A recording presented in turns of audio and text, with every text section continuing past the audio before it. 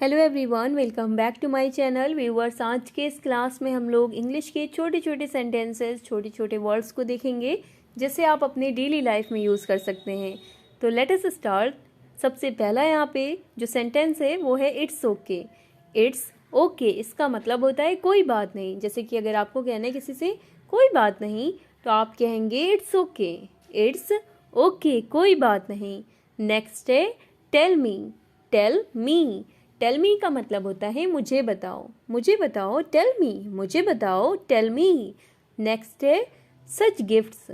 सच gifts इसका मतलब होता है ऐसे तोहफे। सच गिफ्ट्स, ऐसे तोहफे।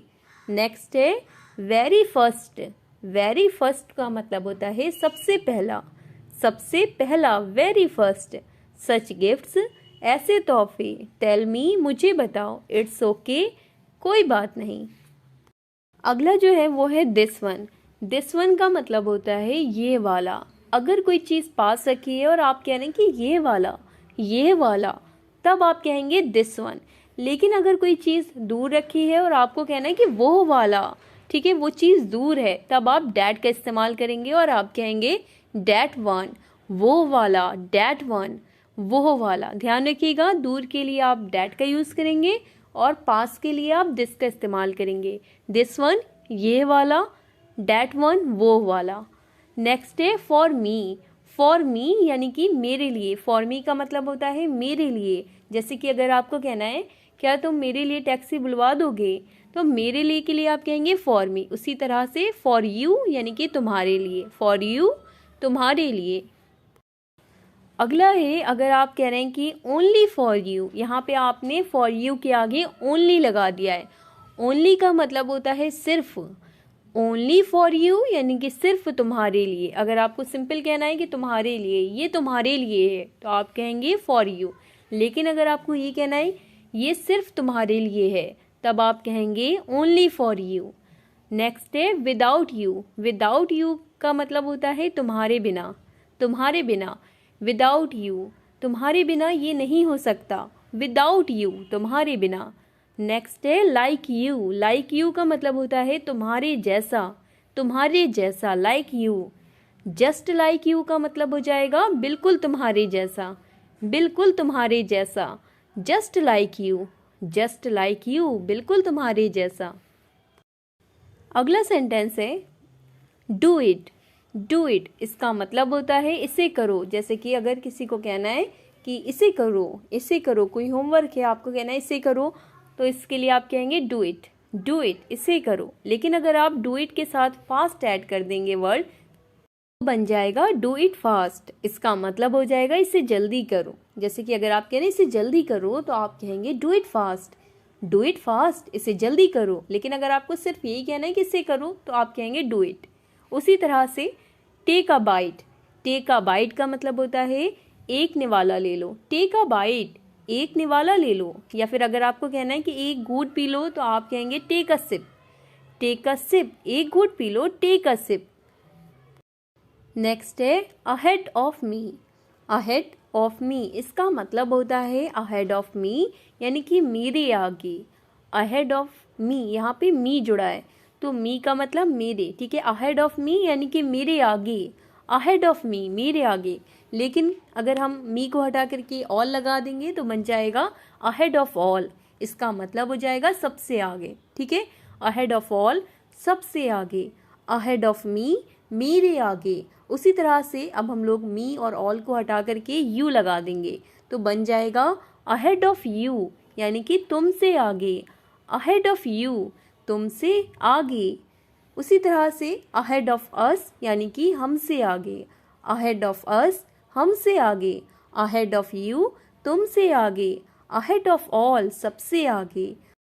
अहेड ऑफ मी, मेरे आगे। अगला जो वर्ड है वो है डोंट फाइट। डोंट फाइट, जैसे कि अगर आपको कहना है कोई लड़ाई कर रहा है, आपको कहना है कि लड़ाई मत करो, ठीक है, लड़ो मत या लड़ाई मत करो, तो आप कहेंगे डोंट फाइट। डोंट फाइट, लड़ाई मत करो, डोंट फाइट। उसी तरह से अगर आपको कहना है कि कूदो मत, तो आप कहेंगे डोंट जंप। डोंट जंप, कूदो मत। लड़ाई मत करो, डोंट फाइट। कूदो मत, डोंट जंप। नेक्स्ट है वाई सो। वाई सो का मतलब होता है ऐसा क्यों। मैंने एक शॉर्ट भी बनाया था जिसमें मैंने यूज़ ऑफ वाई बताए थे, तो अगर आपने वो शॉर्ट नहीं देखा है तो आप शॉर्ट देख लीजिएगा। शॉर्ट मुश्किल से 60 सेकंड के होते हैं, उसे आप ज़रूर देख लीजिएगा, मैंने उसमें सब कराया हुआ है। ठीक है, जैसे कि दैट्स वाई का मतलब होता है इसीलिए। अगला वर्ड है with us. With us, with us का मतलब होता है हमारे साथ। विद का मतलब साथ और अस का मतलब हो जाएगा हमारे। ठीक है, हमारे साथ, विद अस, हमारे साथ। लेकिन अगर अब हम अस को हटा करके हिम लगा देंगे तो बन जाएगा विद हिम, और विद हिम का मतलब होता है उसके साथ।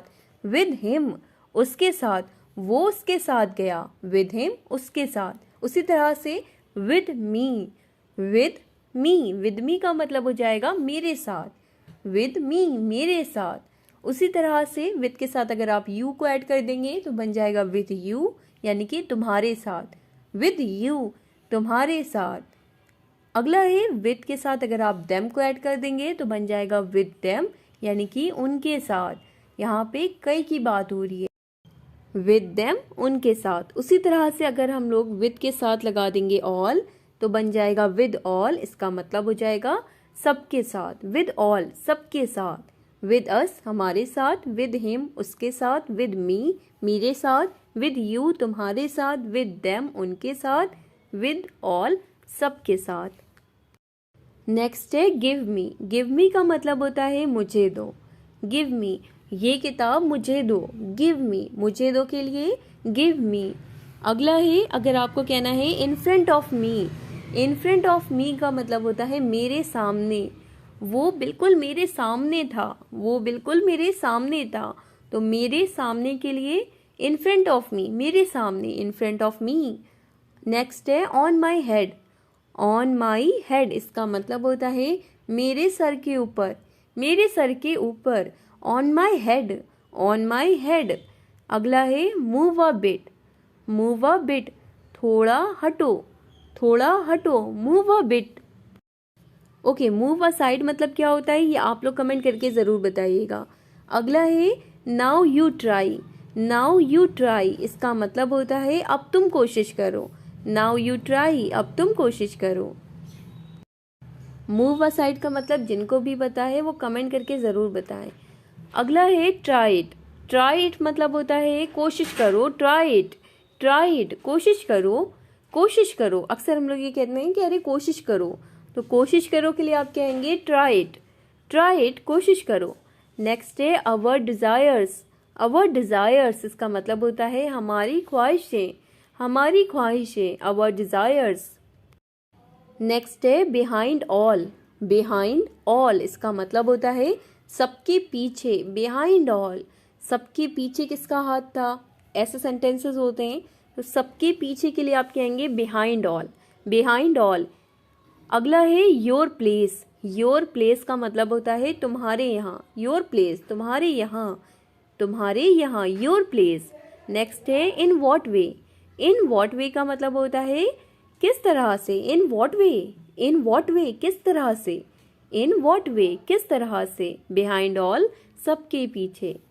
अगला है फ्रॉम व्हेन। फ्रॉम व्हेन का मतलब होता है कब से, फ्रॉम व्हेन, कब से। ठीक है, व्हेन का मतलब होता है कब और फ्रॉम का मतलब होता है से, तो कब से, फ्रॉम व्हेन। उसी तरह से अगर आपको कहना है ईट इट। ईट इट का मतलब होता है ये खाओ, ईट इट, ये खाओ, ईट इट, ये खाओ। ठीक है, अगला है हरी अप। हरी अप, जल्दी करो, देर हो रही है, हरी अप। जब भी हम लोग ऐसे कहते हैं कि जल्दी करो, देर हो रही है, जल्दी करो, तो जल्दी करो के लिए आप कहेंगे hurry up, hurry up, hurry up, यानी कि जल्दी करो। नेक्स्ट है टेक बाथ। टेक बाथ, इसका मतलब होता है नहा लो, टेक बाथ, नहा लो, टेक बाथ। अगला है स्टैंड स्टिल। स्टैंड स्टिल, इसका मतलब होता है सीधे खड़े रहो, स्टैंड स्टिल, सीधे खड़े रहो। जब कभी हम किसी को पनिशमेंट देते हैं तो ऐसे कहते हैं सीधे खड़े रहो, स्टैंड स्टिल, स्टैंड स्टिल। तो आज के क्लास में इतने ही।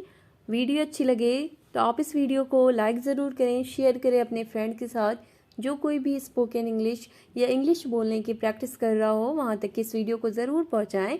वीडियो अच्छी लगे लाइक शेयर सब्सक्राइब ज़रूर करें। Thanks for watching.